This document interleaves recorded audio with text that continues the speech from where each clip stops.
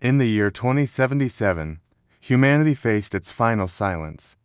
The Great Filter, a theory we once debated in hushed tones, had become our reality. Not a bang, but a slow, creeping quiet as our sun began to die, its light fading into a cold, indifferent twilight. Cities that once buzzed with life fell into a frozen slumber. We had reached for the stars, but they remained just out of reach. Our greatest minds, our most ambitious projects, all surrendered to the inevitable cosmic winner. Hope, it seemed, was the last thing to freeze. But humanity has always been a species of stubborn dreamers.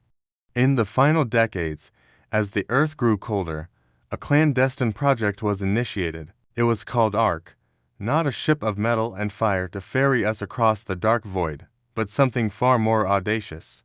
The Human Contingency Plan. The goal wasn't to save us, but to save what we were. Our memories, our art, our history, our very essence. Deep beneath the frozen surface of Antarctica, in a vault shielded from the dying sun's last gasps of radiation, they built the Chronicle, a quantum supercomputer powered by the planet's fading geothermal heat. Its mission, to house a single, perfect simulation of human history, a digital Earth teeming with life, art, and the chaotic, beautiful mess of our existence.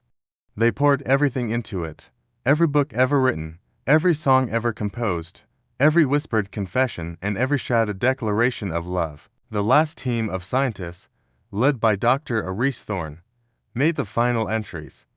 They were the ghosts at the feast, watching a world they could never rejoin.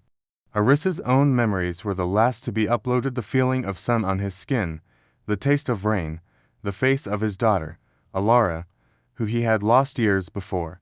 As the final data stream flowed, the lights in the facility flickered and died. The last humans on Earth embraced the cold, their mission complete.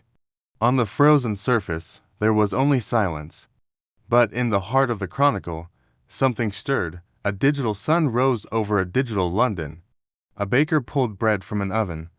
A child laughed while chasing pigeons in a park.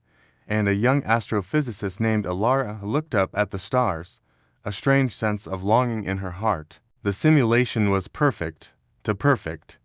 The inhabitants were not just code, they were us.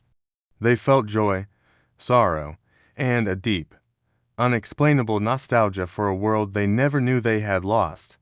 Decades passed inside the simulation. Generations were born and lived their lives, completely unaware of their digital nature. But glitches began to appear, tiny cracks in the flawless facade, a flickering sky, a looped conversation, a recurring dream of a cold, white world. They called it the echo, a shared sense of déjà vu that rippled through the simulated populace. Alara, now a renowned scientist, dedicated her life to studying these phenomena.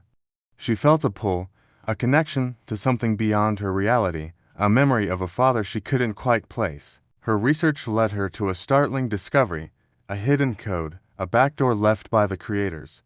It was a message, a final whisper from the past. It contained the truth of their world, the story of the real Earth, and the purpose of the Chronicle. It wasn't just a museum, it was a seed. The code was a key, a way to break the simulation's boundaries. Alara and her team worked tirelessly, deciphering the ancient language of their creators. They realized the glitches weren't errors, they were breadcrumbs. The final part of the code revealed the Ark's ultimate purpose. The Chronicle had been broadcasting its complex data stream into the cosmos for centuries, a silent song sent out into the void. It wasn't just a simulation, it was a message in a bottle on a cosmic ocean, a blueprint for life. As Alara initiated the final sequence, the simulated sky above her began to dissolve, not into darkness, but into a blinding, beautiful light. The broadcast, a hyper-compressed package of human consciousness and DNA, was finally received. Across the galaxy, on a world orbiting a young, yellow sun, a barren planet began to change. Advanced, alien machines, ancient beyond comprehension, started to work. They had received the blueprint, the echo. The simulation dissolved, its purpose fulfilled. Alara's last sensation was not of an ending, but of a new beginning. On that distant world, under a warm new sun, the first of a new generation of humans took its first breath, looking up at the sky with eyes full of familiar wonder. Humanity was gone, but in the echoes of what we were, we found a way to begin again. We were a contingency plan that worked. Our story wasn't over. It had just found a new star to be told under.